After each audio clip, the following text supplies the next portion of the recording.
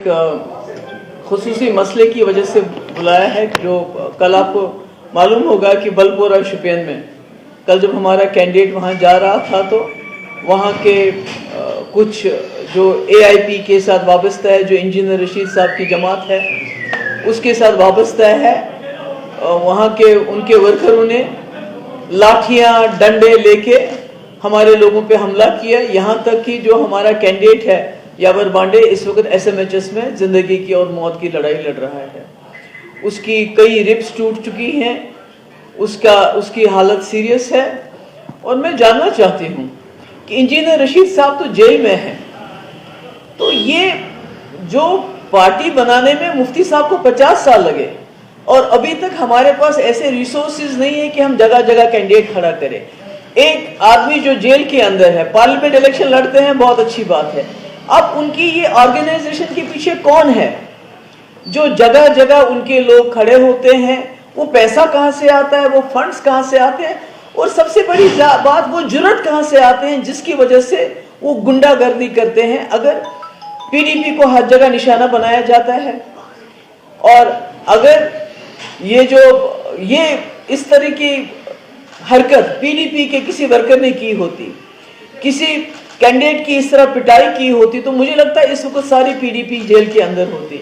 तो मैं यहाँ की सरकार को बताना चाहती हूँ कि अगर आपने इंजीनियर रशीद साहब की पार्टी को दोबारा एक प्रॉक्सी पार्टी, जब आपकी बाकी प्रॉक्सी पार्टी फेल हो गई है, अब इंजीनियर रशीद साहब की पार्टी को आप सामने ला रहे हैं, उसकी आप भरपूर मदद कर रहे हैं पैसे से, बाकी चीजों से, तो मुझे ये बताइए कि आप फिर बताइए सीधे कि बाकी किसी पार्टी को इलेक्शन ही नहीं लड़ना है। ये कैसी गुंडागर्दी है? अगर कल हमारा कैंडिडेट यावर बांडे बलपोरा में चला गया है, जहां का आपका AIP का कैंडिडेट है राजा वहीद, तो उसके वर्करों ने इस तरह कातिलाना हमला कैसे जुर्रत की हमारे कैंडिडेट पे करने की, और अभी तक कार्रवाई क्यों नहीं हुई? अभी तक वो लोग जेल में क्यों नहीं है? तो मैं लोगों को भी खबरदार करना चाहती हूं कि प्रॉक्सी पार्टीज के इसमें मत आइए। इनके पीछे एक बहुत बड़ी ताकत है जो चाहते हैं कश्मीर का वोट जो है वो डिवाइड हो जाए। खासकर PDP उनके निशाने पे है। उनको मालूम है पिछले 5 साल में भी PDP वाहिद जमात है जिसने जम्मू कश्मीर के लोगों के लिए खड़ी रही, यहाँ के जो जेल में लोग बंद हैं उनके लिए खड़ी रही।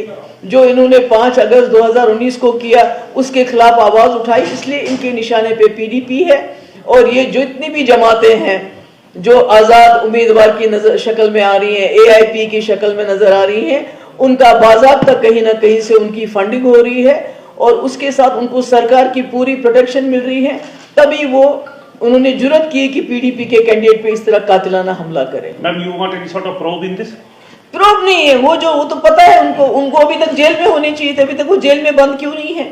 और ये जो AIP के कैंडिडेट है, इनके पास इतने वसाइल कहां से आ गए? इनका लीडर जेल में है, ये हजारों की तादाद में इनके साथ गाड़ियां होती हैं, इतना पैसा कहां से आ गया? ये तो लोगों को सोचना चाहिए, ये अचानक कहां से आ गया?